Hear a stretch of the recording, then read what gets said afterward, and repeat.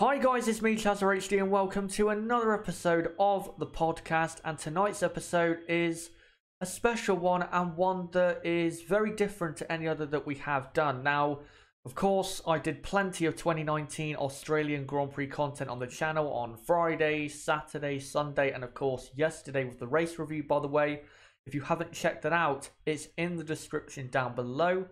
But yeah, because Nib, who of course appears on the channel plenty of times, because he was at the track, I want to do this podcast to get his perspective of what he saw and what he thought of what happened, because he was right there trackside watching the cars pound around the track all weekend, and of course he will have a better idea of what the cars were performing like than us, even though we did watch it on TV. You can get a better idea watching trackside. For example, when I went to testing, you could definitely get a better idea trackside than you could watching on F1 TV or wherever it was broadcasted.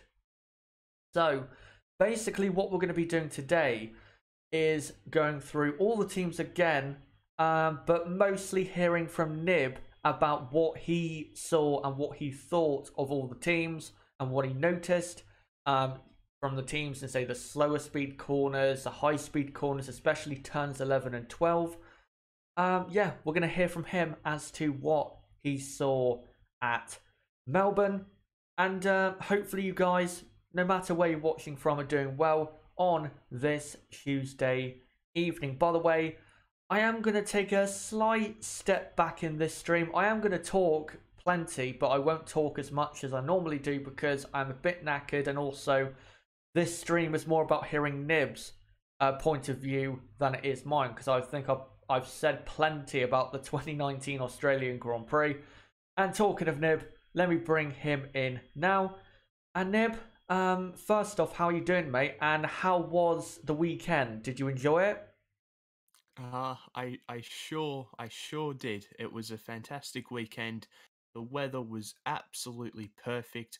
A nice cool breeze off the sea and off the lake all weekend. Not a cloud not a cloud in the sky the whole entire weekend, and it was an absolutely fantastic.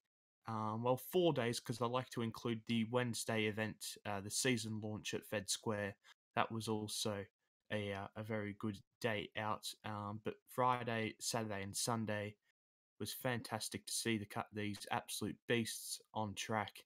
And once again, the Australian Grand Prix organisers did a fantastic job, as they usually do in running these events, and making sure that there are so many support categories to make sure that you don't get bored or anything at the track. They do a terrific job, and I definitely like to just start off with that. But I hope everyone is well in the chat. Good to see that a lot of you are in the chat at the moment. Yeah, I think as well, before we go on to the teams, what was your initial thoughts of the Grand Prix in terms of excitement? For me, it wasn't a great race. It was pretty good, I would say. What did you think of the Grand Prix trackside? Initially, a lot better than the last two Grand Prix in 2018 and 2017, Yeah. because for the races I'd sit at turn 3, and there was certainly a lot more action heading into turn 3 than what there was in the last couple of years. It looks like that the cars are able to follow closer, but just at this track, it's so hard to overtake anyways. Like, there's only really one place where you can overtake into turn 3, and if you defend the inside line, you've got the position covered anyway. So that's the only real issue here. But I think there's lots of encouragement that the cars can follow a lot closer. We've seen it with the re-emergence of the Giovinazzi train, or once famously called the Trulli train. Of course, re-emerged this weekend, which was funny to see. The cars were right up each other's rear end. They weren't like a second and a half to a second behind each other. Or everything's getting too warm. The tires are getting really hurt. But it's very encouraging to see that the cars are able to follow closer. But as the drivers did say, um, that the tires do need to be fixed, because as soon as they push for a couple of laps, they're sliding around everywhere, and I think that did affect um, the any potential overtaking that we could have seen earlier, perhaps say from Norris on Giovinazzi, because he wanted to save his tires. Yeah, that's one thing that can be fixed, and I think the only way they can really do that is just making the tires more durable so you can push harder. Um, but yeah, the drivers definitely could follow better. If you go and watch the race back and look at Kvyat's on board when he was behind Stroll, he was following a lot better than cars in 2018 through the final corner, and also you had that five-way scrap from Hulkenberg down to Gasly. You would not have had that in 2018 at that track. It would have been more like a second and a half to 2 second gap between those cars, but they were all within DRS of each other, and Hulkenberg was only 2 seconds behind Magnussen. So I think it was very positive with these new regulations. The drivers are not convinced fully as of yet, but I think once we get to Bahrain, we are going to see so many overtakes. I think we will be very, very happy with these new regulations. But let's now get into another review of the race. So let's start at the very top. Mercedes, who for me were just so good. Pace wise, they had the best car all weekend. Ferrari and Red Bull couldn't really compete with this team, even though Nib, I was interested to hear as we were setting up for this stream, from what you saw, their car didn't actually look to be that quick, or didn't look to be the absolute fastest car, because it was, I think you said it was sliding around at the rear end, and from what I saw on board that car, yeah, it's not the most comfortable car to drive. What did you think of the Silver Arrow car when you saw it? Well, on Friday, when I was absolutely walking around to every corner that you can get the best view, which is usually turn 6, 7, and 8, those sort of complexer corners, turn 11 and 12, on Friday, the Mercedes looked very unstable when being chucked into the corner. And that's how I'm going to say that the car was being driven. It was being chucked into the corner, and that is not really the way you'd think a racing car would be fast. It's not the way that you drive the car to be fast. And then the rear end was sliding about on exit. It didn't look great. It was quick, don't get me wrong, but it just didn't look like the way that you would be um going to be quick. And on Saturday, it did look a lot better. I was mainly watching Valtteri Bottas, I think, in FP3, absolutely just launching it into turn 3, and he was certainly carrying more speed through there than anyone else was. Um, and certainly a lot more aggressive. Hamilton was more traditional in his approach. He wasn't chucking it in as much and was a little bit smoother, but Bottas was absolutely launching it in there. It was really fascinating to see the different driving styles that Bottas and Hamilton had all over the weekend, and especially in turn 11 and 12. Bottas would really like to get his car straightened up as early as possible, get a good run out of turn 12, whereas Hamilton was um, a little bit more traditional. His approach went a little bit deeper into the corner and just used more exit curb than Bottas will say. But um, what a terrific weekend for Mercedes. I don't think anyone, including themselves, expected that. I know that Mercedes were walking around the paddock parading all this information that they had from testing, that they legitimately thought that they were at least 3 to 4 tenths behind Ferrari. And what a terrific weekend this was. It couldn't have went any better. Of course, Lewis Hamilton took pole by just over a tenth from Valtteri Bottas, who was on provisional pole by, what was it, half a second after the first runs in Yeah. Q3. But that's because Hamilton did make a mistake in the first sector. It was all that time was lost in the first sector that we did find out eventually. And then what a start Valtteri Bottas had after about 25 meters of the lights going out, or of them even going forward, is what I should be saying. He was pretty much already ahead of Hamilton, and Hamilton didn't really have that bad of a start.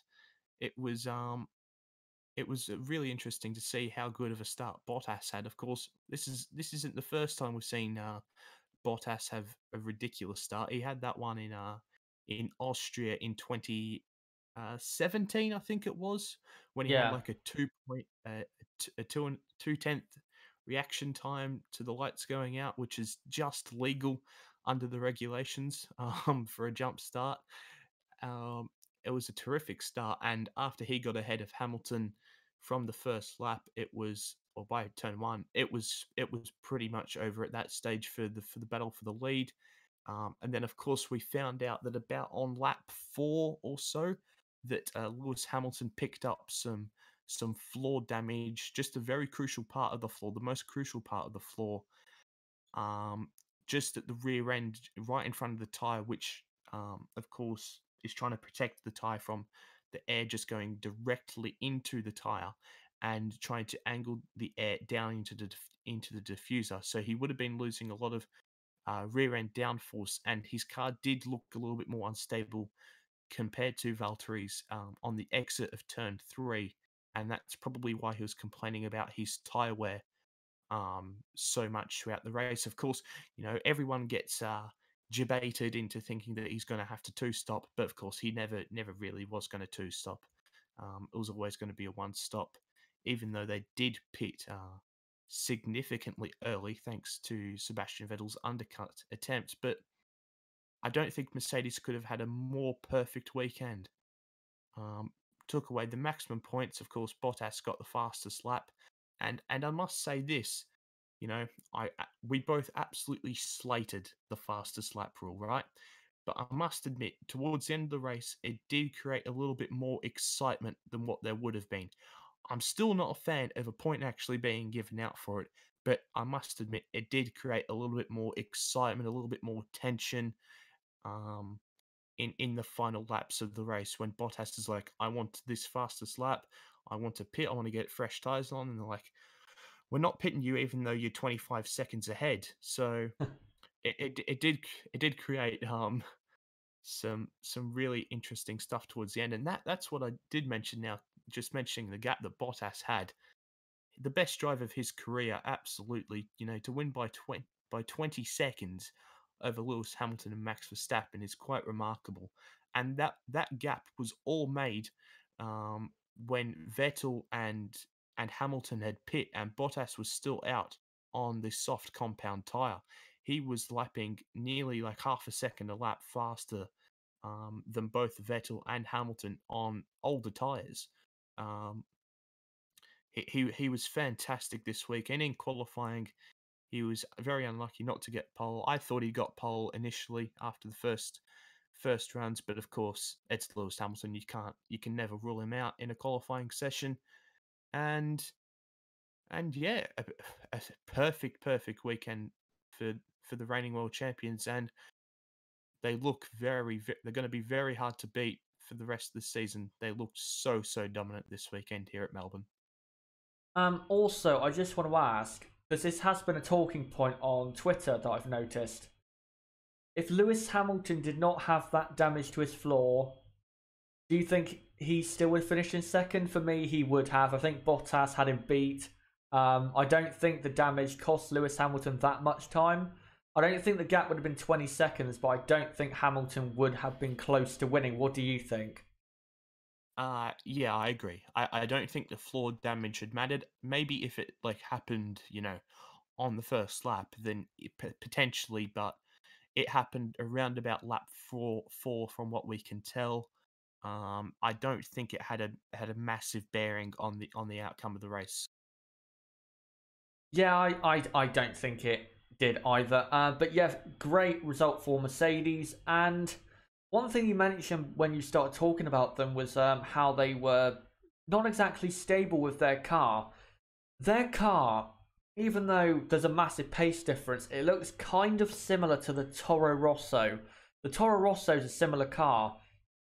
it's not that stable, but when it's pointing in the right direction and the drivers are getting the absolute most out of it, it's a very quick car. We saw that with Kvyat in the Grand Prix, and during practice, the Toro Rosso looked good. And I think it's kind of a similar thing. Once they get the car working and really, getting everything out the car and not making errors with what is not the easiest car to drive, I think it does have a lot of speed in it. But yeah, great weekend for this team. And I'm going to say, unless other teams, which we'll get onto now, can maybe improve their pace or fix their issues, I wouldn't be surprised if Mercedes won in Bahrain. I would not be surprised, honestly, because their race pace was very, very impressive. But now let's go on to Ferrari, who, in qualifying, of course, ended up 3rd and 5th.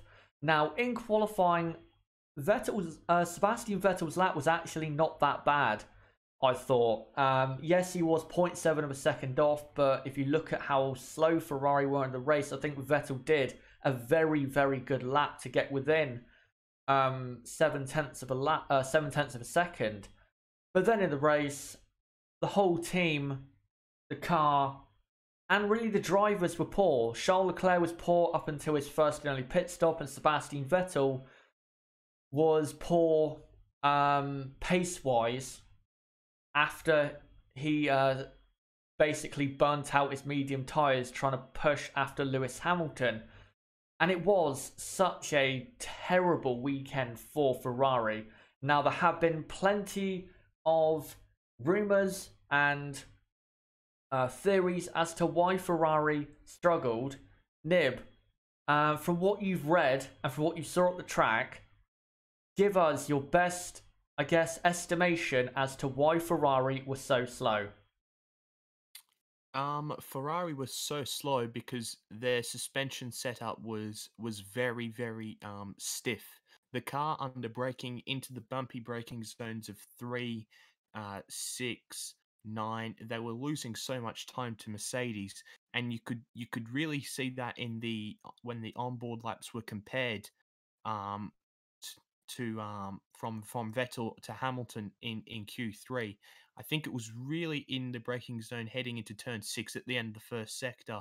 If you don't really know the corner names, Hamilton was gaining 2 to 3 tenths just from that corner, being able to brake very aggressively and throw the car into the corner.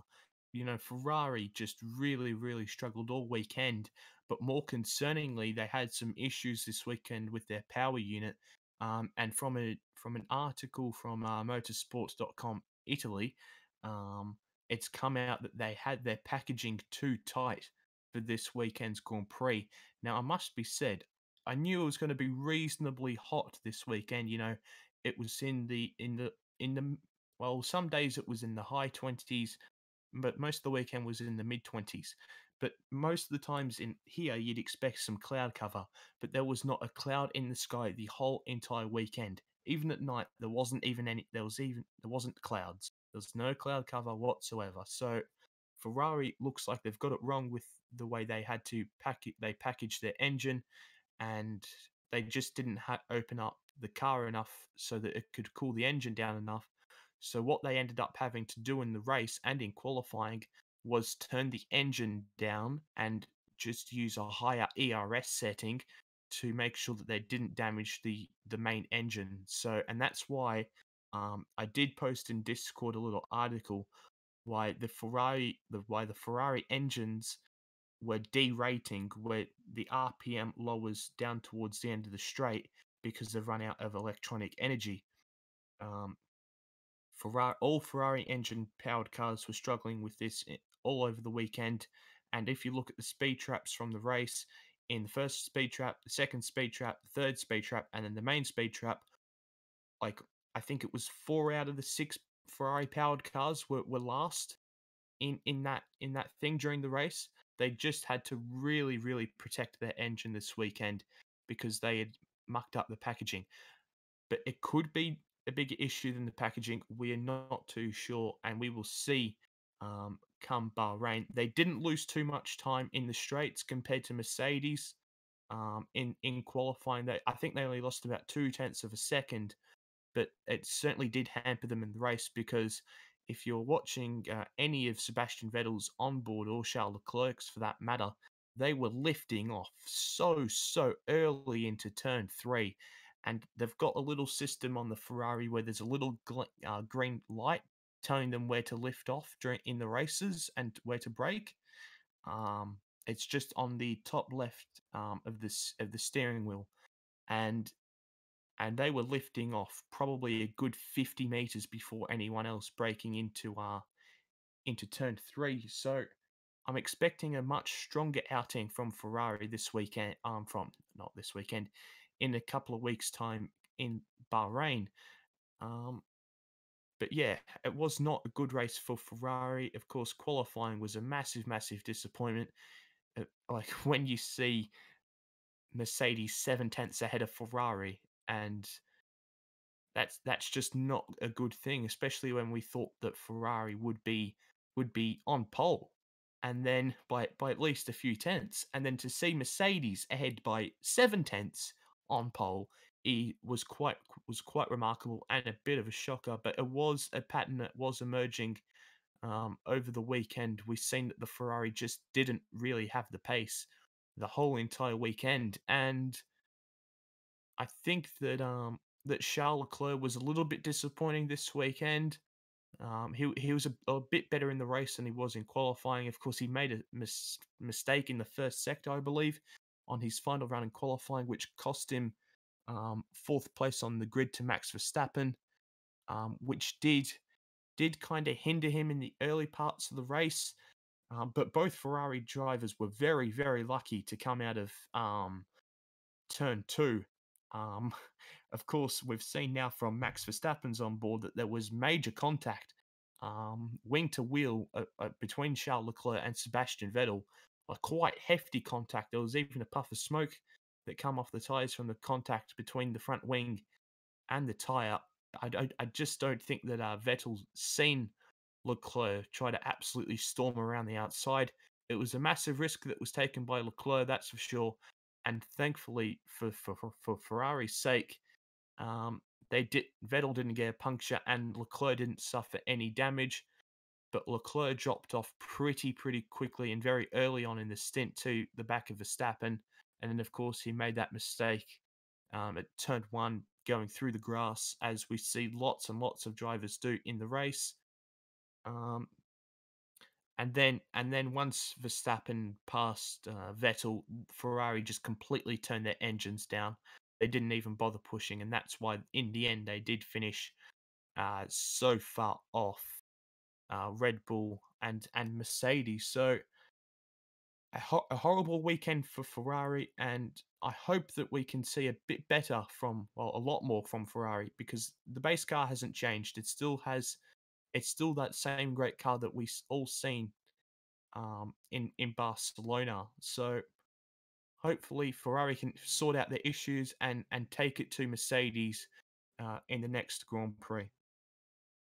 I think in Bahrain, Ferrari will be a lot better. I think Bahrain suits that Ferrari car a lot more. I wouldn't be surprised if Ferrari got pole, and if they have sorted out these power unit issues or cooling issues, I wouldn't count out them looking out the front row. But what was very shocking to me was the race pace, and I know also that has stuff to do with the power related issues and cooling and all of that stuff, but also their pace on those tyres were very poor. Vettel, I know he went long on the medium tyres, but his pace on those tyres was very bad, and Leclerc on the soft tyres was struggling quite a bit. So I think Ferrari will be good in qualifying in Bahrain, but in the race, I'll have to wait and see, honestly, because I don't know whether they actually will be able to have the pace to win. I don't know. We'll have to see once we get to the race simulations in practice 2 in Bahrain like we normally do. I also want to ask, though, what did you think of the team orders thing at Ferrari? For me, It was fine. I don't think they should have let him race because they weren't going to gain a podium out of letting those two drivers race and letting Leclerc go past Vettel, or, you know, overtake him wheel to wheel going past Vettel. They wouldn't have gained anything. Verstappen was too quick. The Ferraris had no pace. What they should have done is pitted Leclerc to get an extra point, fastest lap point. But for me, the team orders were fine. What did you think? Yeah, I don't think that there was much issue in it. You know, it's not the time and place for Leclerc to be, you know, causing issues amongst the team already after the first race by ignoring team orders when, you know, they're not going to gain anything from it. There's only something to lose. So, yeah, I'm completely fine with the whole team orders thing. I must say, I do feel a bit sorry for Charles because he was, for the most part of that second stint, half a second to a second quicker than Vettel. He was a lot quicker than Vettel, and then he did have to back off just because the team said he could not pass him. You know, and people are saying, "Oh, team orders and this and that." Right? I'm sure when there's actually stuff that matters and that there's, you know, there's actually something on the line and something to be gained, that we will see these two battle. And I think it's very consistent from what we heard from Binotto earlier on in pre-season that that Vettel will be favoured in the first couple of races. But I'm sure in that situation, actually, if Leclerc was ahead and Vettel was behind, that Vettel would be told to stay behind if it was in the exact same scenario. In that case, I think Vettel would be told the same. Yeah, I agree. I think Ferrari made the right decision. They didn't make the right decision when it came to deciding whether to pit Leclerc for a fastest lap point. They should have done that, but all in all, a poor weekend from Ferrari, and Bahrain should be a lot better of an indicator as to whether this is just a one race blip or this is a big issue which is going to prevent this team from contending seriously for the World Championship. We'll see in Bahrain. If they have these issues again, then yeah, Bahrain, they're going to struggle a lot because you desperately do need to have a fully functioning, well-working power unit at that track. It's a very, very strong track for cars or engine manufacturers that have good straight line speed. So they absolutely have to get Bahrain right if they're going to have a successful 2019. But now let's go on to Red Bull. Now in qualifying, Gasly ended up 17th because of a strategy mistake by Red Bull, but Verstappen I thought was very good this weekend, out-qualifying Charles Leclerc, getting on the second row, and then pretty much I think he nailed exactly what the plan from Red Bull was to do in the Grand Prix, and that was to somehow, through strategy or tyres, and that's pretty much how Verstappen got past Vettel, was because Max was on a lot fresher tyres, so he could absolutely cruise up to the back and have a go at Sebastian, who was struggling, of course, with his power unit. But Max was great. He could have got Hamilton, but I don't think the Red Bull was quite quick enough to do it. But a podium is a great result, and also it's Honda's first podium since 2008, so that's great. Gasly P11. I know people are criticising him, and I think, yes, he could have done better, but his team put him in that situation by making that mistake in qualifying. If he qualified where he should have, I think he would have beat the two Ferraris. I think Ferrari were that slow in the Grand Prix. I honestly think they were that slow. So I don't think Gasly should be that heavily criticised, honestly, for this Grand Prix. But Niv, one thing that's positive for me, and I think you probably did see it at the track, this combination already, and I saw it at testing, and I knew at testing that this team was going to be a dark horse straight from the first Grand Prix.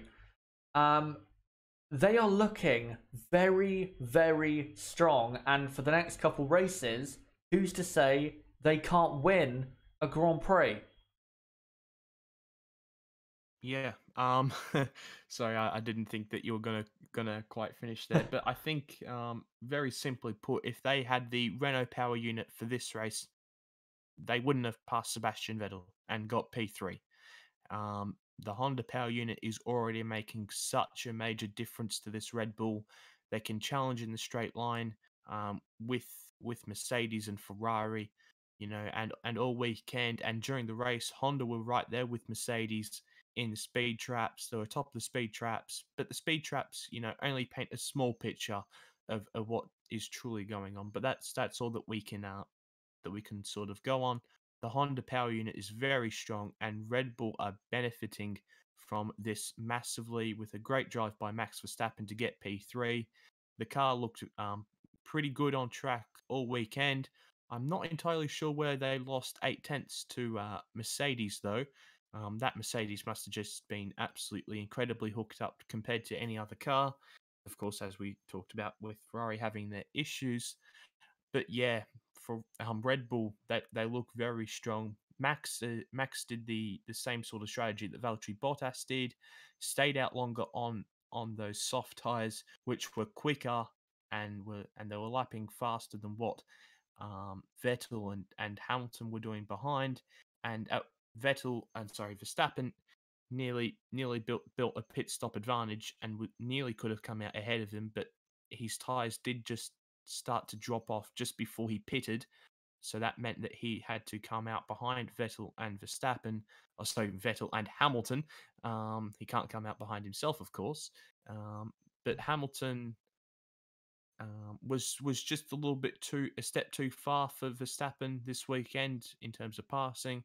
I thought at one stage when he was catching him that he was absolutely going to do it, but then as they all are, they're just conserving the tires, and then as soon as Verstappen sort of started to close up on him, Hamilton just started to pump in the lap times and just maintain that like 1 to 1.5 second advantage to Max. It wasn't because Max was struggling in dirty air. It's just because Hamilton picked up the pace and limited any gains that Verstappen could make and should have really made towards Hamilton in the final laps of the race.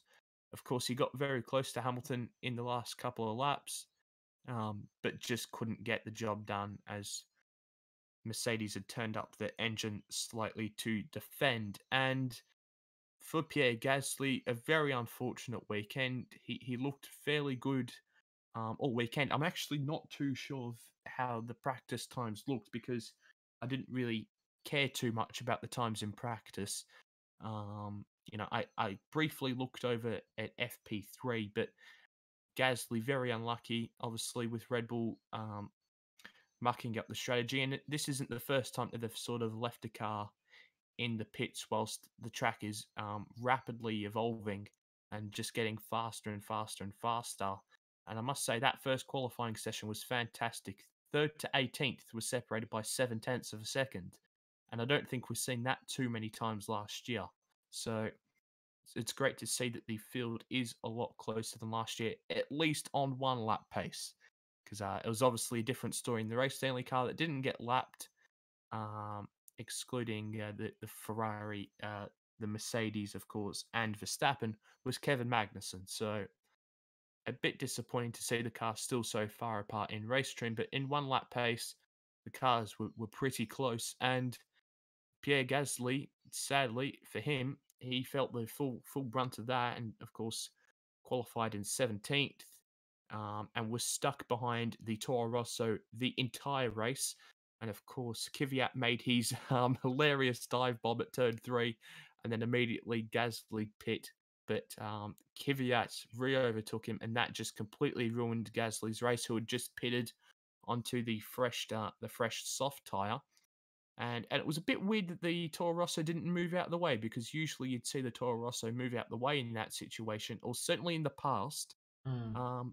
So it was a bit different to see them not moving out the way of the Red Bull there. But yeah, a very positive for the positive weekend for Red Bull, and certainly a terrific way to start off the Honda era with the team. And I must say, I'm not sure if any of you guys have seen that sort of McLaren documentary on Amazon Prime. I have. But when the exact same Honda engineer that was firing up the engine, there's been a picture of him in the Red Bull garage this weekend, of him from his time at McLaren compared to now, and I must say, he could not wipe the smile off of his face. So it's great to see that Honda have finally found themselves a good home in the sport with Red Bull Racing.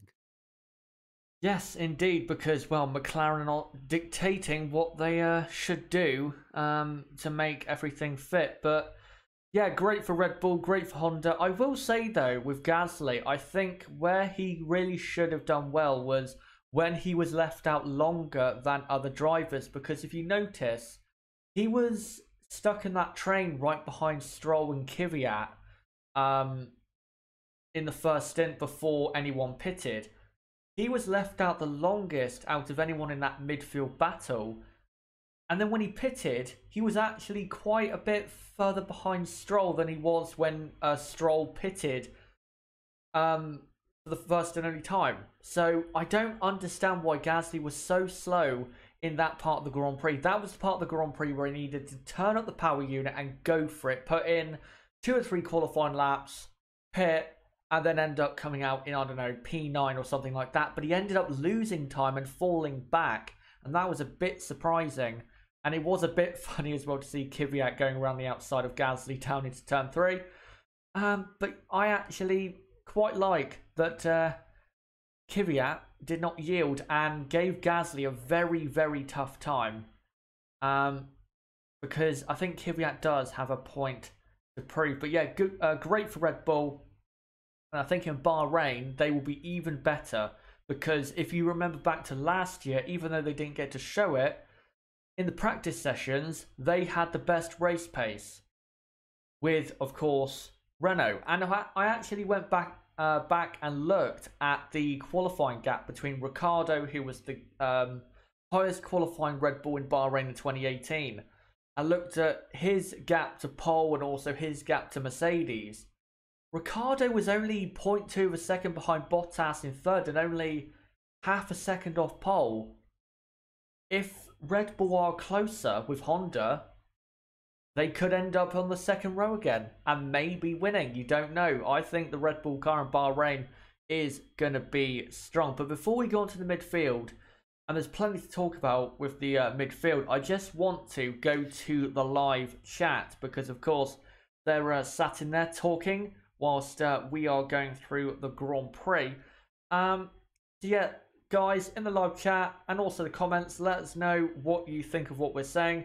And also, if you have any questions for Nib as to if you want to know anything about what he saw at the Grand Prix, put it in the chat or the comments and we'll try and get Nib to answer either here if it's in the live chat or in the comments. I'll probably try and forward it to him if there is any questions for Nib. So I'll go to the live chat in just a moment. But I just want to remind you guys that the next video on the channel is going to be another episode of the podcast on Saturday afternoon. So don't forget to subscribe for more content like this as we do the podcast. Now, basically, every weekend there is not an F1 race weekend. So don't forget to subscribe for more content like this. Bottom right of the screen, you can do it right there. Or click on my channel name, go to my channel page and subscribe. And hit the notifications bell for more content like this. But let's see what you guys have to say. And yeah, if you do have any questions for Nib, then go ahead and ask it and I'll make sure to get him to answer. Francisco asks, Nib, how do you rank this Australian Grand Prix with the others that you were able to watch on the track? You want to answer that? Yeah, I will. That's a very difficult question because my memory is not so great. I've gone to every Grand Prix since 2009 except 2016. So I've been to a lot of Australian Grand Prix. That's for sure. But I think this race on Sunday was probably one of the better Australian Grand Prix that we've had. That certainly since I've been going there. I can't remember Obviously, the wet races that we had in that time were very good.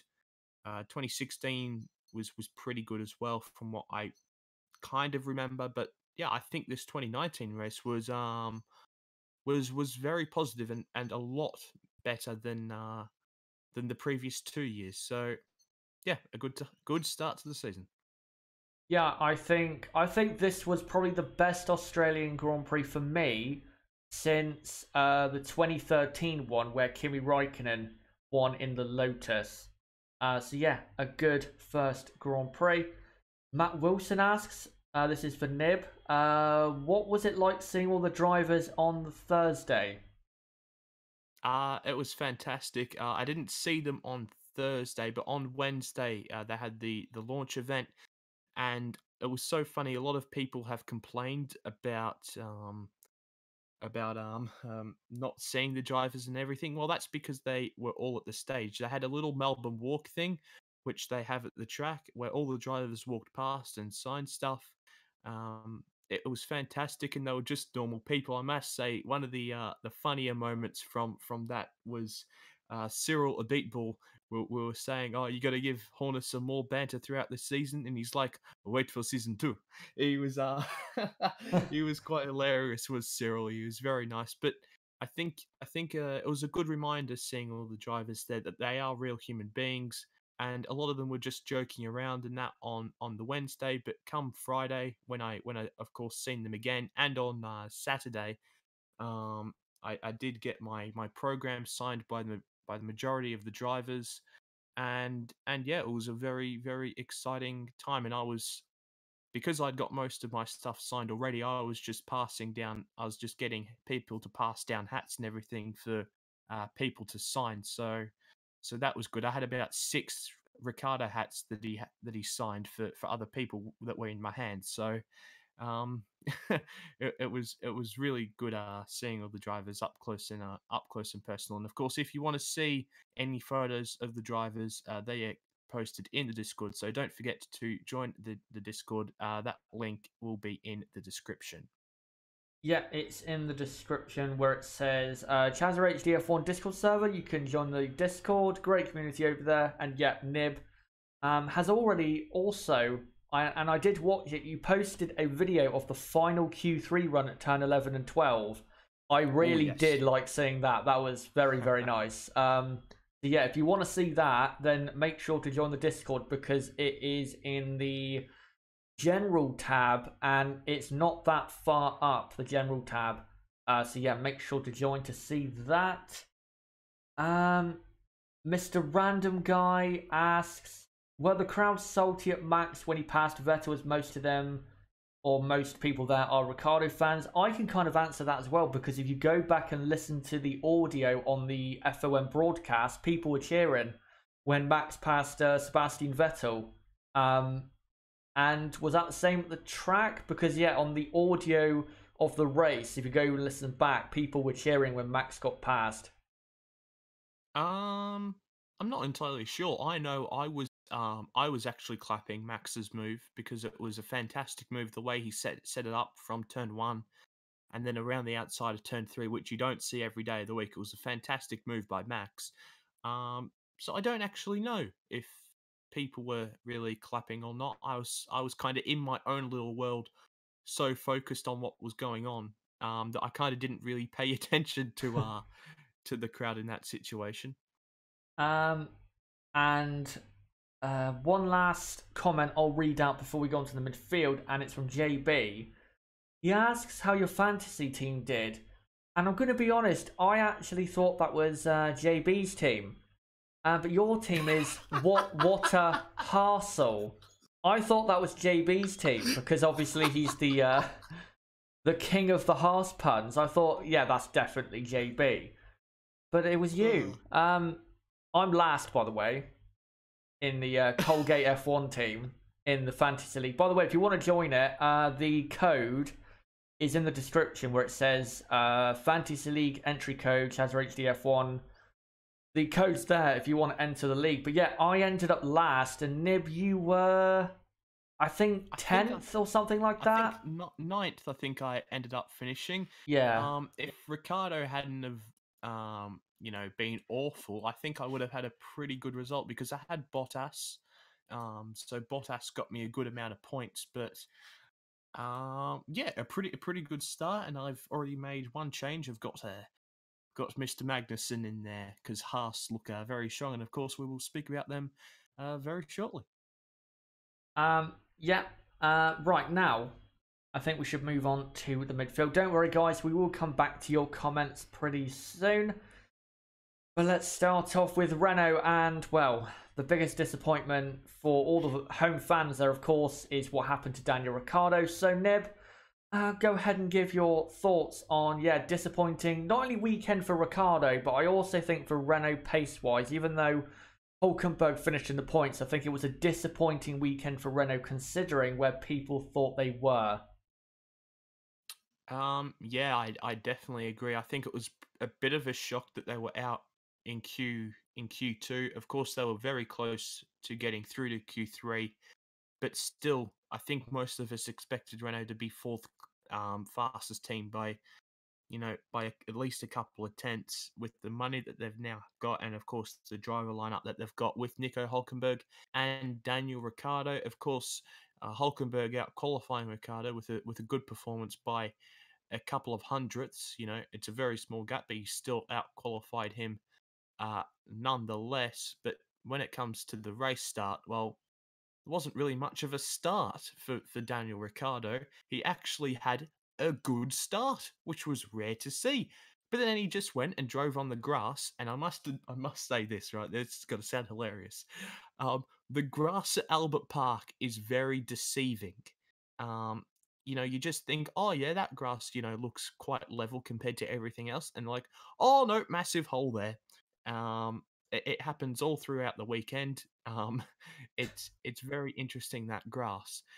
But ultimately, it was very silly from Ricardo. There was absolutely no need to go on the grass, and if he goes and has the look at the onboard again, um, he had room next to Perez to probably stay on the track. He was just being a bit over cautious, and went on the grass, which was just a strange decision. Um, and then ultimately, I think he was unlucky to lose his front wing. And when I mean unlucky, I think that if you did this at most races heading down into turn one, um, you wouldn't be losing your front wing. We've seen Alonso do it a couple of times. What's it called? At the Spanish Grand Prix, of course, where he went from fourth to first from the start. Like I think that's what is unlucky about it. At most tracks, you would get away with it, but ultimately, he should have never really been on the grass in the first place. He was really silly with that, and it kind of shows that how long it's been since he started in the midfield. You can't just do stuff like that. You maybe might have got away with it at the front, but I think it was quite typical of Australians' luck around this circuit that he lost his front wing even before the exit of the pit lane. Yeah, just typical. And we all knew it was Ricardo immediately. We heard the groans from turn one Yeah.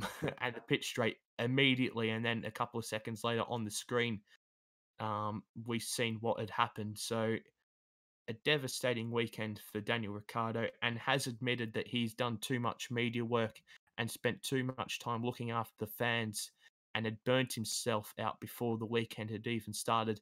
And I must say, he was absolutely signing everything that was put in front of him.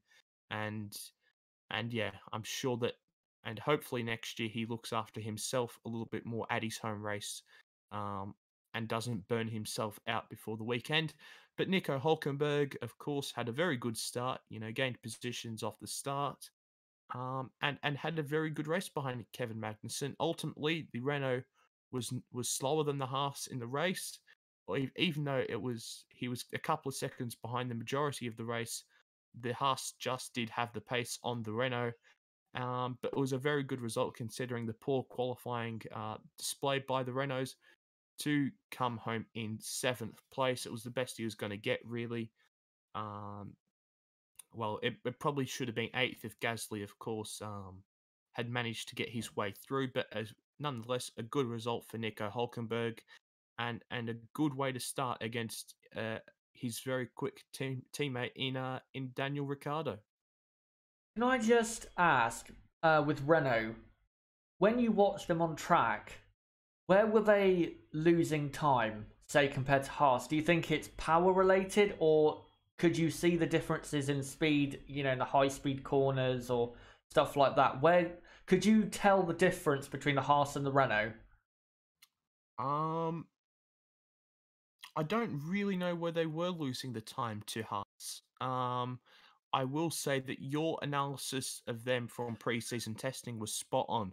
The car looks like a very good handling car, but it isn't very impressive through any of the corners. But the Hmm. Haas certainly was impressive through a number of corners.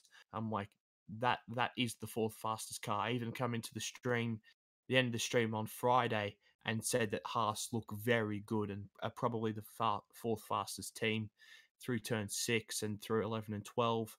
They did look very, very good. So I don't know where Renault are losing the time. I'd have to get, the telemetry or something from the live timing app to see where that is. But yeah, your analysis from preseason testing of Renault was turned out to be pretty spot on. Yeah, in testing again, it looked a good car, but it didn't stand out to you. The Haas in testing was a lot more. Even though I thought Renault were maybe slightly ahead of Haas at the time, the Haas car did look a bit more dynamic in some of the corners. The Renault, a bit like Ferrari, not a bad looking car aerodynamically, just nothing that really wows you. And that's how it looked at Melbourne as well when I watched them in practice. It was nothing really wowing about their car. It was a good looking car, but it just wasn't as good as the Haas or really as good as the Alfa Romeo, even though I do think Renault are closer to Alfa Romeo than they are Haas for sure. But yeah, Renault, they've got to step it up, I think. I think they're a bit further behind where they thought they would be at this point in the season, say, coming into 2019.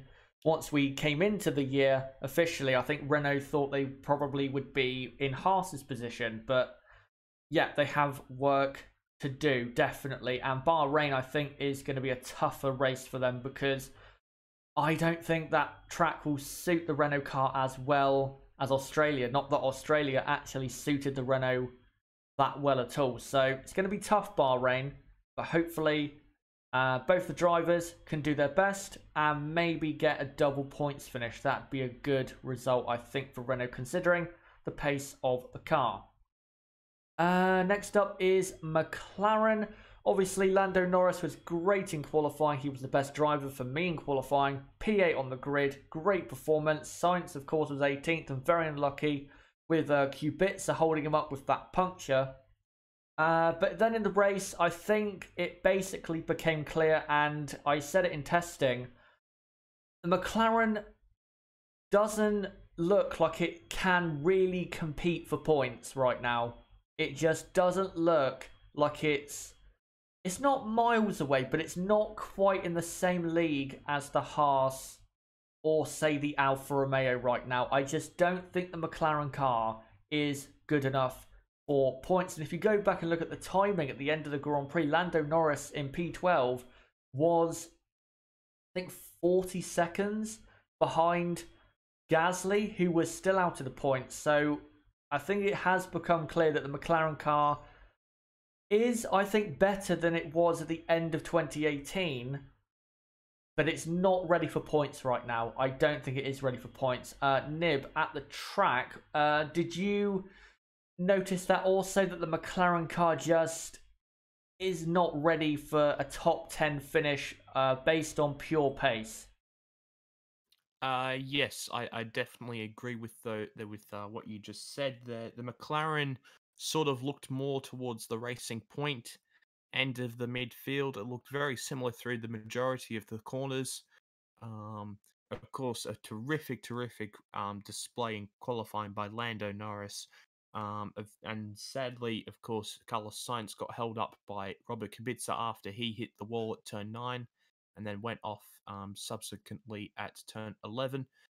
But yeah, disappointing in the end for McLaren. I thought they could have scored points in the race, but Norris lost a couple of spots at the start and then was hampered by the Giovinazzi train massively. He just couldn't get past Giovinazzi early enough and hurt his tyres massively behind Giovinazzi. And I think that's why in the end he did finish quite a massive chunk behind Giovinazzi, and all the while a couple of other drivers stayed out ahead of that train and gained a lot of time because Giovinazzi was so slow and was just holding Norris and a couple of other drivers up quite a lot. So quite unfortunate for Lando Norris. He was very disappointed in his post race comments, saying that he felt as if he'd let the team down. Well, I think this is a pretty darn good debut from Lando Norris. You know, that qualifying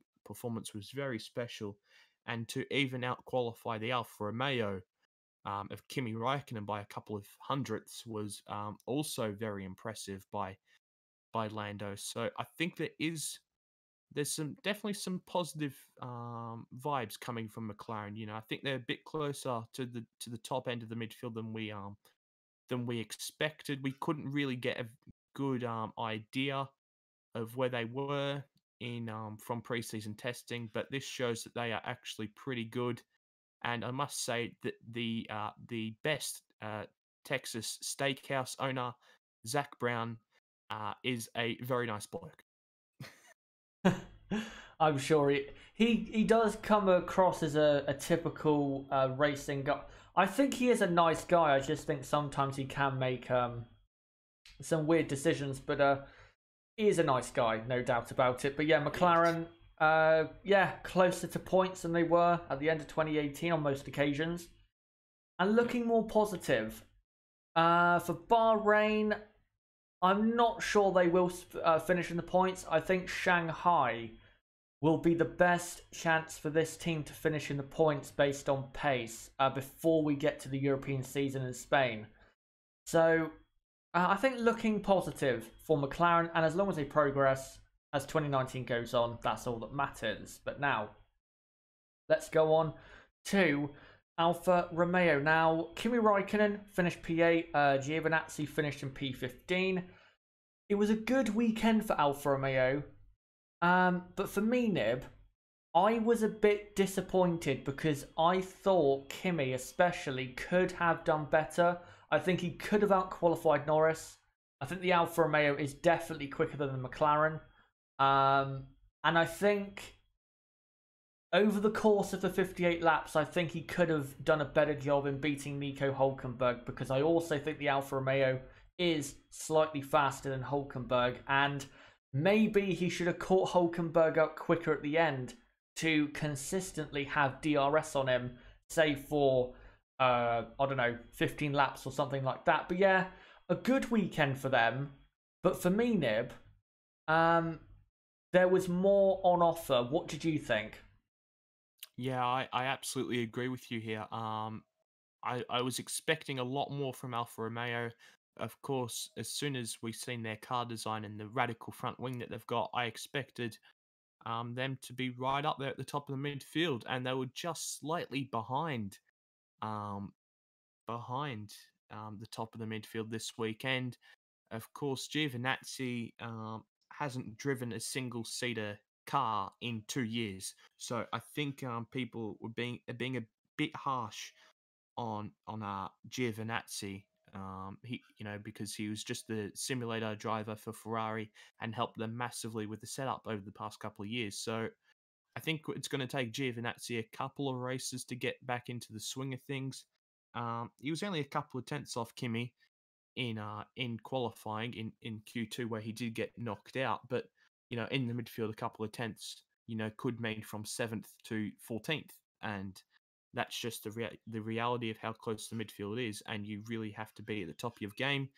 And I must say, I don't think Kimi was in qualifying. He put in a solid lap, but come on, he should be ahead of Norris. He was only 3/10 off the Haas of Kevin Magnussen, but he should have been closer for sure. But in the race, Kimi, of course, had to pit early because he had the tear-off visor stuck in his left rear brake.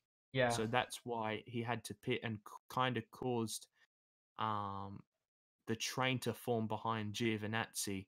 Of course, Kimi got past, Hulkenberg got past, Magnussen got past. And then eventually Kimi actually showed some very good race pace and did catch up quite a lot to Hulkenberg. I noticed, especially in the last 20 laps or so. So the Alfa Romeo certainly has some good pace there. And I am expecting them to show a bit of a better performance in the coming races. I do think they are just behind Haas and Renault. But yeah, not the greatest weekend. A very solid start for the season. Don't get me wrong, but I think slightly disappointing this weekend for Alfa Romeo. Yeah, for me, slightly disappointing, but still good. But I think Bahrain will be a better race for them because I think the car will be better suited to Bahrain than Australia, because I think the Haas car looks to me to be more suited to high speed tracks, and I think the Alpha is probably going to be suited to more slower speed, more technical tracks like Bahrain, even Barcelona. So I think Kimi, and we know what Kimi Raikkonen is like at Bahrain. He is very, very good. So I think Alpha will be strong in Bahrain, and they should, with Kimi, have, say, a strong points finish, and maybe finish right up there with the Haases. We'll see. But talking of Haas, let's go on to them now. They did clearly have the best car in the midfield, just like last year. They deserved to finish in P6 and P7 with both cars, but of course Romain Grosjean again had a wheel nut issue, or some kind of wheel issue that caused his retirement. Magnussen, though, was very, very good, very consistent. When he needed to get through the traffic, he did. And yeah, was very, very good, and I think has gone a bit under the radar with his performance, even though his car was the best performing in the midfield. But you said, Nib, and I did notice as the weekend went on, the Haas was looking good, but you were the first one, I think, to call that Haas had the best car in the midfield, and well, clearly, if you watched qualifying, they did have the best car in the midfield. How did their car look out on track? Well, immediately from the Friday practice sessions, the Haas looked very, very strong compared to any other midfield car through the fast corners of 6 and 11 and 12. It just looked planted. The drivers were able to chuck it into the corners. Very Mercedes-esque. And like you mentioned, Renault were very similar to Ferrari. They were a lot more cautious going into the corners and then just going into the corner, not carrying as much speed. So that was I did like that little point that you did make. Very similar between the two teams, to the top two teams. So yeah, a terrific weekend for Haas. Of course, the Rich Energy Haas team, a great qualifying performance, qualifying in P6 and 7. Couldn't have asked for much better. Of course, the exact same result as last year, but of course they got promoted up a spot because of Ricardo's little 3-spot penalty after red flag infringement. But yeah, a great race by Kevin Magnussen. You know, the only midfield driver not to get lapped. So I suppose that's always something that you can be happy about. He looked quite comfortable ahead of Nico Hulkenberg the entire race. Never looked under any threat at all. Of course, he got past. Did he get past Grosjean at the start? I can't quite remember. I think he did, yeah. Yeah, he got past Grosjean at the start. Of course, I have watched the race back as soon as I got home, but I probably should have watched it again because it actually was a very enjoyable race, and it went very quickly on Sunday night as I was extremely tired after being baked in the sun for about 10 hours straight. But sadly for Romain Grosjean, another wheel nut issue. I feel so sorry for him. He was running a great race.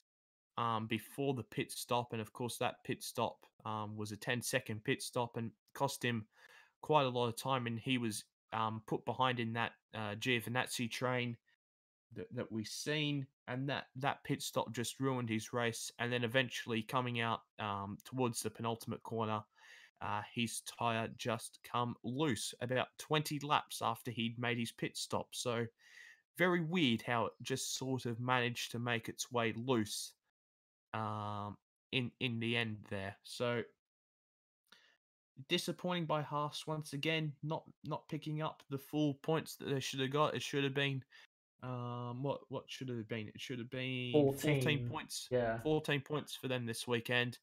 And sadly it's only 8. And once again, it's going to be so important that they pick up points early in the season, because at the rate that the rate of development that we're going to have throughout the seasons with the new regulations, you would expect Haas to just fall a little bit back throughout the whole season. So very important that Haas take maximum points that they can in the early stage of the season, and sadly they didn't this weekend. And I must say before I finish, Rich Energy does exist. The can exists, the drink exists, and I did have it yesterday, and it's actually not too bad. I've got a nice photo in the Discord server of it, and it actually tastes, in my opinion, better than Red Bull, but just a little bit drier on the throat afterwards. And I'm not too sure when we've become an energy drink review podcast, but yeah, I've just turned it into that just now.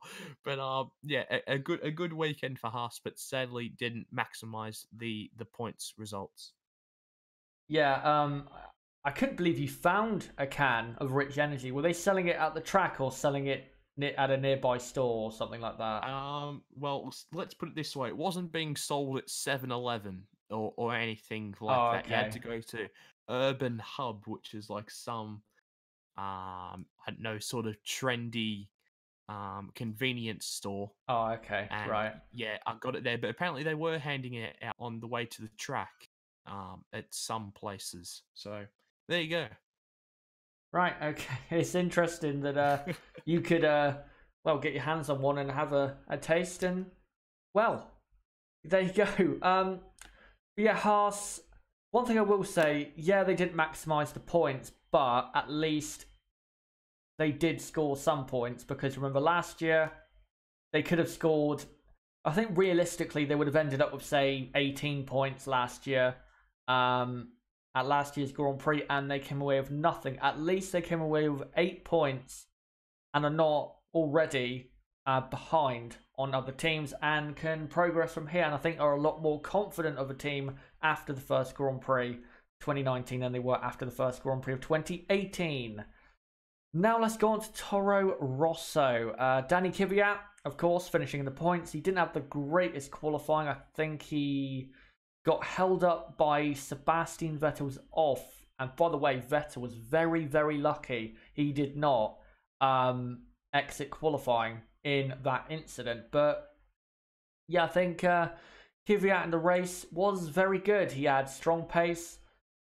With his incident with Lance Stroll, yeah, you could say, oh, that, you know, the torpedo, he's at it again, he's making stupid errors. But I think if you go and watch the replay, it was there to be, the move was there to be made. Lance Stroll was not exactly defending his position, and Kvyat was actually gaining a lot in the slipstream towards turn 3. So I don't think it was an impossible move, but it would have had to have been a great Dan Deere on the brakes down into turn 3. But of course made that mistake. But one thing that was impressive was that, one, he got ahead of Gasly, and then he caught Stroll back up. And remember, there was a 6.5 second gap after Kvyat went off the track. So very impressive that he caught that back up and kept Gasly behind him for the entirety of Gasly's final stint. Very impressive by Danny Kvyat. For Albon, I think it was an alright debut. I thought it was okay. It could have been better. A couple times he could have probably been a bit more decisive in his overtaking. And he did make that mistake when racing Sergio Perez and almost hit the wall at turn 10 and lost position. So, of course, he could have done better there. But for a first Grand Prix, I think he did pretty well, because I don't think the Toro Rosso car, pace-wise, was really good enough to finish in the points. I think Danny Kvyat, the reason he did finish in the points was because of the struggles Gasly had in traffic. And that's why Kvyat finished in the points. And then, of course, Grosjean having his retirement and the issue at the pit stop, that, of course, helped Kvyat. So, I think Toro Rosso, pace-wise, I thought they were good. Definitely looking better than they were at the end of, or the start of last year, this time a year ago. They're looking better. But I didn't think the car was quite good enough for points, but it was right there competing, definitely, pace-wise.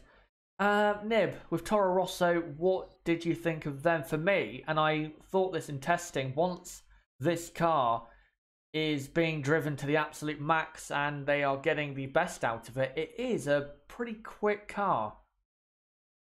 Yeah, indeed it. Sorry. Indeed it is. A bit tail end happy, as you mentioned, but once that car is planted, and not rear ending about, it does look like a very good car, and we've seen that in the race. Kvyat benefited massively from the Giovinazzi train. He was able to get that gap from the cars stuck behind Giovinazzi, and able to come out ahead of him and ahead of them, I should say. And yeah, he managed to hold off Pierre Gasly, who was on the soft tyre, for the entirety of the last stint. And I think for most of the first stint, actually, Gasly was behind Kvyat as well. So Gasly just spent his whole race behind Kvyat. But yeah, with that move on Stroll, like we've seen on the big screen that whereabouts they were, they had the onboard of Kvyat, and then just from absolutely nowhere, he absolutely sends it torpedo-esque. just couldn't get it stopped in time. It was quite hilarious. He trundles off into the gravel and then puts himself in danger from being overtaken by Gasly, and he does get overtaken by Gasly, but then overtakes Gasly. So very impressive by Kvyat. He had good pace all throughout the race, and yeah, a terrific result for him to come back into the sport. He should have never left the sport. Yeah. Maybe he needed some time, some mental time, just to get his head right and everything. But he is absolutely worthy of being on this grid, and I think we seen this over the weekend, with Alexander Albon. Uh, a, a few mistakes here and there over the weekend, but it's only what, the fifth time he's driven an F1 car. Of course, he had the 4 days at Barcelona, and then of course Friday, Saturday, and Sunday. But yeah, it still looks like he needs a little bit more time to get used to driving a Formula One car.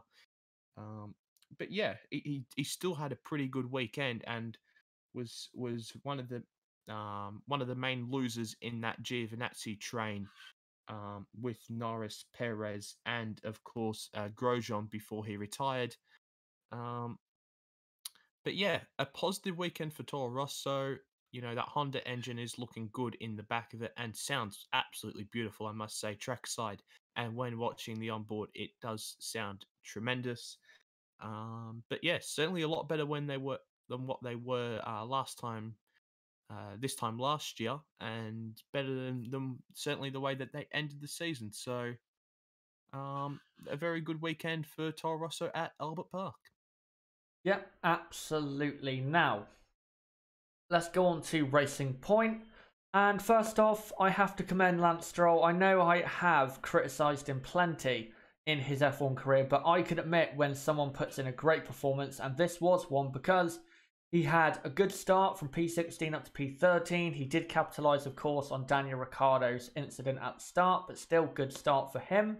And also, if you go back and watch Antonio Giovinazzi's on board at the start, if you go to the F1 YouTube channel after this stream finishes, if you go and watch Giovinazzi's on board, Lance Stroll went round the outside at turn 3 in a very nice way. Very nice overtake by Stroll, and he had to make it work because Giovinazzi didn't really have any pace in the Grand Prix and could not afford to be stuck behind him.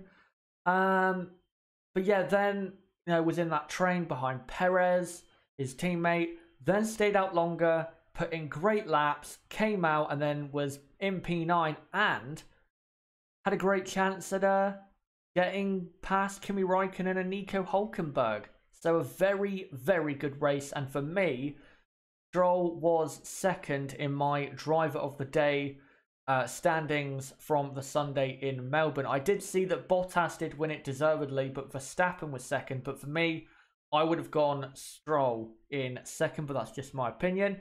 And as Nib has said plenty of times, another driver that was hampered severely by the Giovinazzi train was Sergio Perez. I think though Perez, he did do a nice move to get past Albon when he did, but I think he could have got past Norris. I was a bit disappointed he didn't get past Norris, to be honest. But of course, he did not. Nib, for Racing Point, what did you think of them? And also, I just want to mention, compared to where we thought they were, they're actually not that bad, are they?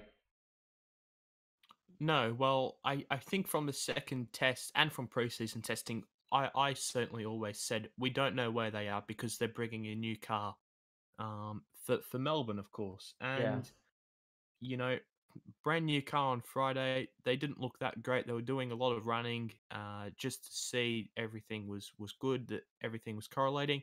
And they have said and come out and said, that they're a little bit disappointed by the upgrade that they brought. They thought that they would be a little bit further ahead, but by all means, they had the car for 2 days, for crying out loud, and Sergio Perez gets into Q3. A terrific performance that by Sergio Perez in qualifying.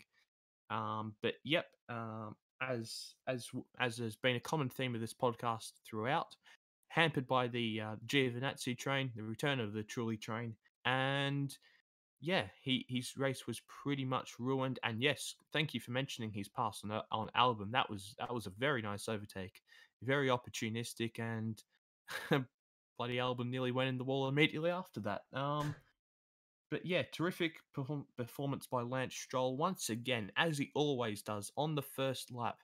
Makes up places. We've seen in the Williams last year, he was always gaining places on the first lap. He'd start 17th or wherever it was, and then sometimes he'd be up in P11 or nearly in the points by the end of the first lap. He is a terrific starter, and we've seen that once again in the course. A crucial move on Giovinazzi at turn 3, which I actually haven't seen, so I need to go check that out.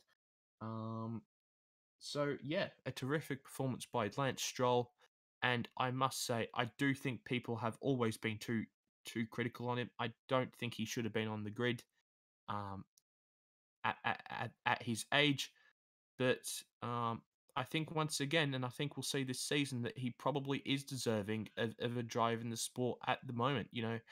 He's got a good car underneath him, well, certainly compared to last year, and let's see what he can do with it this season. I do think that it was a very good start to the season by Lance Stroll, and I must say that I am very, very impressed. And apart from Bottas, I would also give him my driver of the day. Well, second in my driver of the day. That's what I meant. But yeah, good start for Racing Point. I'm not going to say Sport Pesa Racing Point because Sport Pesa sponsor a rival football team. So they can they're not getting mentioned. So Racing Point, a good weekend with a brand new car, and I think that we will probably just see them getting stronger and stronger in the upcoming races, and get ever closer to that the top midfield pack of Haas, Renault, and Alfa Romeo. Yeah, I think they will. Bahrain, historically is a good track for this team. So Bahrain, I think they're going to be good. And Perez normally is good at this track. And if Stroll, I think Stroll was held up as well by Kubica in Q1. So if he can have a cleaner qualifying, and the Racing Point car is better in Bahrain, which I think it will be, who's to say they won't have another impressive Grand Prix? They could absolutely do so. But of course, there is one final team, Williams. Well, they finished, well, not exactly where we thought they'd finish, but, well, they finished last and penultimate last, 16th and 17th. I will say George Russell, I thought, was very good in the Grand Prix, because there was one point he was not that far behind Antonio Giovinazzi in the Alfa. So I think Russell was very, very good at this Grand Prix weekend, and I think was only 1.2 seconds behind Gasly in qualifying as well. So I thought Russell was very, very impressive in that Williams. Of course, though, it's such a bad car, it's not going to end up in the points most likely. And Nib, I know you had some comments about Williams. In testing, I said that it looked like they were towing a caravan around the track. What did you think of that car? And, well, of course, they're losing time everywhere, but where did it really become noticeable, their lack of speed? Into the braking zones, speed through the corners, on the exit, not being able to put down the throttle as early as everyone. Absolutely everywhere. And I think I best described it during your Friday stream, that it almost looks as if they're lifting and coasting, trying to save fuel into the corners. But no, that's just how they have to drive, because that car is so ridiculously slow. It's an actual joke how slow this car is. And I must admit, I've been obviously very critical of Claire Williams, and then what do I go and do on Friday? I go and get a selfie with her. You know, she's a lovely. She was very nice. You know, she was making sure she was signing everything and getting a photo with everyone if they wanted some. So yeah, nice. But come on, love, do a better job with your team. You know, I do agree with you that George Russell was actually very impressive in the race. Certainly for the first part of it, he was actually keeping quite close to the back of that midfield. The race pace was actually not as bad as I think we all expected from the Williams. And then Robert Kubica, of course, there were Polish fans absolutely everywhere. They are absolutely, they're very supportive of Robert Kubica, shall we say. But I think the most hilarious moment of the weekend and the standout point of Williams from the weekend was when he did hit the wall at turn 10. Was it turn 10? Yeah, the exit at turn 10. And he gave that quite comical response to Will Buxton. I'll just read out Will Buxton's tweet right now. Fascinating. Kubica admitted that the reason he hit the wall was because for the first time this weekend, the car worked. So much more grip, he could nail turn 9 and carried so much speed through 10, he smacked the wall. He's such a... Robert Kubica is an absolute savage, and I think we mostly missed it that he actually lost his front wing through turn 2, where Gasly sort of moved over and Kubica wasn't quite expecting it and just got his front wing knocked off. So that's why he had to pit along with Ricciardo during the race. But he's also come out and said that the car felt so bad on the first lap that I almost started laughing in the cockpit. The man is a straight savage, and I absolutely love it. And it's great to see him back on the grid. But yeah, a little bit better than in the race than I expected from Williams. You know, still horrendous, don't get me wrong, but promising start from George Russell. You know, I thought he was very impressive this weekend, actually. And I don't know what to say with Williams. They're not going to be any better in Bahrain. They're not going to be any better in China. They're not going to be any better in Spain. They're not going to be any better anywhere. So yeah, that's Yeah, it for Williams. yeah, yeah. They're basically done in terms of finishing in the points or finishing ahead of anyone in a Grand Prix. I think this team has a very, very, very bad car. And if I would recommend something to Williams, I would say give up on this car right now and just go all in on 2020, because that is the only way they are actually going to improve next season, is if they give up developing the car right now. That's how depressing it is. That's the only way they can improve, is if they already give up on this car, and they should, because they've even come out and said that it's going to take months to fix this car. But if it's going to take that long, give up on it. Work on 2020. You might as well. But I think the issue is, if they actually don't work on their car, they might miss out on even racing in some of the races, because they might. Well, of course they look back at practice and see if you're within 107%, and then allow you to race and everything. But if they don't develop the car from now, they'll be absolutely miles off. They'll probably be about 6 seconds off in the end. It's remarkable, and they're about a second and a half off. Well, in practice, they were 1.5 seconds off Norris. In practice, because Norris was like 18th in every practice session, I think it was.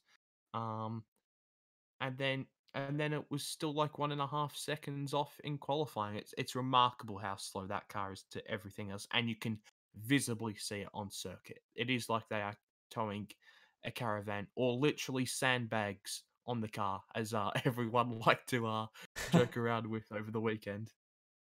Yeah, it's a terrible car, and this is the thing with Williams.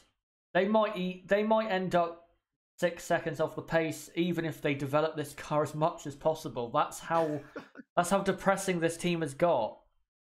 That's how bad it has got. And I wouldn't be surprised if Williams, at one race this season, failed to qualify. I would not be surprised. I'm gonna say, I think if we get a fully dry weekend at Hungary, I would not be shocked if they ended up not racing, because historically, since the V6 turbo era began, that's one of Williams' worst tracks.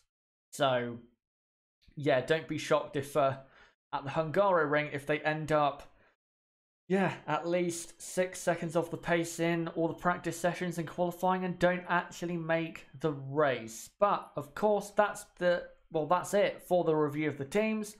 In the live chat, in the comments right now, guys, go ahead and ask some final questions before we come to the end of this podcast. And again, if you have any further questions for Nib as to what he saw at Melbourne and what his experience was like, then make sure to post it in the live chat or the comments. But before I go to the live chat to answer some final comments, guys, don't forget to subscribe for more content like this, as we will be doing the podcast basically every weekend. There's not an F1 race weekend, so don't forget to subscribe. Bottom right of the screen, you can do it right there, or click on my channel name, go to my channel page and subscribe, and hit the notifications bell so you are notified as to when I upload or go live. But also, if you join our Discord server, which is in the description, not only can you get the best way of having notifications for my videos, but also the hardcore ChazzaHDF1 community is in that server, and it is, after what I witnessed over the weekend, it is very active over an F1 race weekend. So if you do want to interact with other people that love F1, then make sure to join that. We have, I think, about 130 people in there. We had a lot of people join over the weekend, so looking good in the Discord. So if you want to join that and be a part of the community, then make sure to join. Right, let me read out some final comments, and then we'll probably come to the end here, because we have been live for an hour and a half, which is a bit longer than I thought we'd be live for, but there you go. Let me find some comments. Let me scroll up a minute, see what people are saying. JB says Haas is very track specific. They are very strong at Australia, Bahrain, and Austria. That's another thing. Bahrain, Haas are going to be very, very strong. Very, very strong, I think.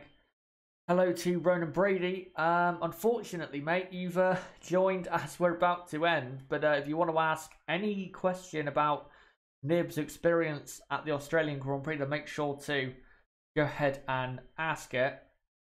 Francisco does have a question for Nib, but it's not to do with the Australian Grand Prix. He asks, how hard is it to be an Australian F1 fan because of the time zone? And then he says, I'm still tired from the weekend, and so am I. Today is, not really today actually, I think tomorrow will be the first day I've actually got back into a normal sleeping pattern of, being awake in the day and then going to sleep at night. Because, yeah, it is a bit of a tough one here in Europe, but I think considering the amount of times that you guys in Australia have to either stay up late or wake up early or whatever, I think it's only right that we have to go through the same pain. But yeah, is it that hard for you, or is it normal? It's very normal for me, and thanks, Francisco, for putting the question back in. I was going to read it out because I copy and pasted it onto my other monitor. So thanks for asking the question once again. But no, it's not really hard at all. I've been an F1 fan for such a long time now, and I'm usually staying up later for the football, for the Premier League. So the F1 races here usually at 10 past 10. So, and then finish at 12 or whatever. So it's nothing too difficult. The only races which are a bit annoying are the Mexican, the American, the Brazilian Grand Prix. They're the only annoying ones because they're like at 3, 4, 5, 6 in the morning. And also the Canadian. Oh no, the Canadian Grand Prix is all right because it's a public holiday on the Monday. Oh, so, okay, right. So that's okay. It's on the Queen's birthday weekend here in Australia. So, yeah, it's actually not too hard, but that's because I'm just not quite normal with my sleeping pattern. It is very Europeanized. Let's put it that way. I watch a lot of European sports, so I'm not exactly your normal sleeping Australian. Ronan Brady asks, were you sitting in the middle of the grandstand or a bit further up close to the pit exit? Also, have you noticed any changes to engine sounds off board this year? So on race day, you said you were sat at turn 3. Am I correct in saying? Yeah. Yeah, sat at turn 3, but I was never in a grandstand the whole weekend. I love the general admission ticket. It's the best because I love to go see the cars at every corner. Some of my mates just brought their chairs and wanted to sit in the one corner the whole time, and I'm like, yeah, nah, screw that. I'm going to walk around everywhere. I think every day I at least walked about 20 kilometers around the track, so I did do a fair amount of walking. But yeah, I was never in a grandstand. Had a very good spot for the race, and I believe you are part of the Discord server. So after this, I will post a little photo of where exactly I was for the race. Yeah, I will say as well, I had general admission for the 4 days of testing I went to, and general admission, if you're going to go to an F1 race, get general admission. One, because it's a lot cheaper than grandstand tickets, and also it's a better experience for the money you're paying. So yeah, do general admission. It's better. You get to see as many corners as you can, depending, of course, on if certain areas are busy, too busy or not that busy. Luckily at testing, everywhere was not that busy, but that's because it's testing. So yeah, that was a positive. But yeah, if you're going to go to an F1 race or testing or whatever, general admission is the way to go. Absolutely. That's the best ticket to get for me. Right, let me find... Ronan Brady says he's thinking of going to maybe the Italian Grand Prix. Well, if you're going to go to a Grand Prix, I'd be very jealous if you go into that, because that is one I have eyed up for maybe going sometime in the distant future, because that is a race I'd love to go to. Right, I'll read out one final comment, I think, and then we will come to the end here. And the final comment goes to Prussia. His is a question. Do you think this is a one-off by Ferrari, or do you think they will get worse as the season progresses? For me, I'm going to say a one-off. I think they will be a lot better in Bahrain than they were in Australia. But when it comes to race pace in Bahrain, I'm not sure how quick they're going to be. I think qualifying-wise, I think Ferrari are going to be... I wouldn't be surprised if Ferrari get pole. In fact, I'll say it now, I think Ferrari will get pole with Sebastian Vettel, but I don't know if they'll actually win. I can't say. It's too difficult to say that right now, but I think Ferrari will get pole in Bahrain. But whether they can win, who knows? We'll have to see. In, I think, 11 days' time is race day in Bahrain, so yeah, not that far away. Nib, is it a one-off for Ferrari, or do you think in Bahrain they're going to bounce back just like they did in 2018 and have the best car? I do expect it to be a one-off from Ferrari, and if they are not right there with Mercedes at Bahrain and China, then I think that they are in major trouble. You know, of course, it's the first time they're off the podium at Australia since 2014. The worst point start that they had since, I can't even remember what year it was now. It's been a while since I looked at that. But yeah, I think it is I think ultimately it is a one-off for Ferrari. And they better hope it is, because if they lose to Mercedes and Mercedes do win the Grand Prix in Bahrain, then I think they have a lot of work to do going forward. But yeah, that is it for the 32nd episode of the podcast. We will be back, by the way, guys, on Saturday at 3 PM UK time for another episode where we will talk about something that is not to do with the 2019 Australian Grand Prix.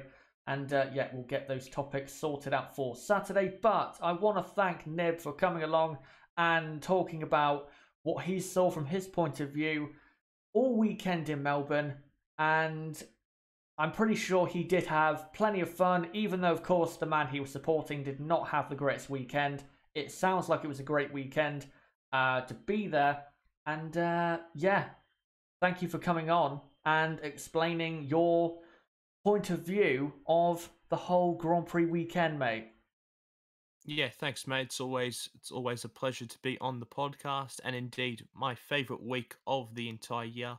Even though the results didn't go the way I wanted them to on the Sunday, with Ricardo, you know, it was still a fantastic day out, and it's such an enjoyable event. But just before we head off, I want to point out how poor Williams are. Now, of course, in 2017, we didn't even have the new regulations with the barge boards. Now, in 2017, their qualifying time at Albert Park was a 1:24.2, right? You know, so pretty good time. They're actually pretty good then, right? So with the new regulations last season, in 2018, they did a 1:24.2, the exact same time, right? And now, 2 years into the new regulations, when most teams have improved by at least a second and a half compared to last year. Oh no, Williams are even slower than 2017. On Saturday, their qualifying time was a 1:24.3. They are a joke of a team. They are a joke. They are an absolute yoke. They're a joke. Most teams, Alfa Romeo have improved by 2.2 seconds compared to this time last year. Mercedes and Ferrari have improved by half a second or 0.6. Williams haven't even improved from 27 bloody team. Get it bloody together, for crying out loud, Williams. Get it together. Yeah, but on that note, cheers. Bye-bye. Thanks for doing that. And I didn't know that. That is a shocking stat, because compared to 2017, you should be gaining at the very least 2 seconds on lap time. But yeah, that is so embarrassing. But there you go. Williams continue to fall down. But yeah, thanks for Nib for coming on. And thank you guys for coming along, not only for the podcast, but for all the 2019 Australian Grand Prix content. And again, the next piece of content will be the podcast on Saturday at 3 PM UK time, where we will discuss some new interesting topics. But guys, don't forget to subscribe for more podcasts or podcast episodes like this. Bottom right of the screen, you can click subscribe right there, or click on my channel name, go to my channel page and subscribe, and hit the notifications bell for more content like this. Like this video, comment down below what you thought of this video, and comment down below if you have any final thoughts regarding the 2019 Australian Grand Prix and what you thought of what Nib had to say. As well, if you want to join our Fantasy League, the entry code is in the description where it says ChazzaHDF1 F1 Fantasy League entry code. The code's there. Enter it on the website and you can join our league. Also, don't forget to join our Discord server, the best place for notifications for my videos and streams. And we have a growing community over there on Discord. Over 130 people, I think now, or we're just getting to 130 people. And that is the hardcore ChazzaHDF1 community. So if you do want to join that, link below in the description is there. Also, don't forget to follow me on Twitter at Chaz6110. Great place to keep up to date with me and the channel. And whether there's any issues as to why I'm not uploading or going live, great place to keep up to date with me and the channel, as I said. And don't forget to check out my website, ChazzaHD.com, for more content like this. But guys, until the next episode of the podcast, which is the next video on the channel on Saturday at 3 PM UK time, it has been me, ChazzaHD. Goodbye.